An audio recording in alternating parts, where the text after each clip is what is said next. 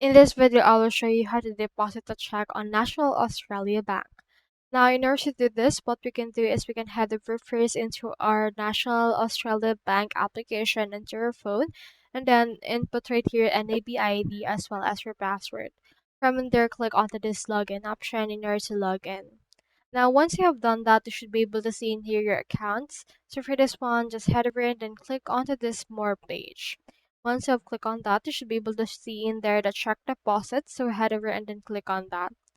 Now from in there, you should be able to see this input right here where you're gonna deposit it into. Just choose the account. It can be your everyday account, your savings account, your checking account, your transaction account, and the likes.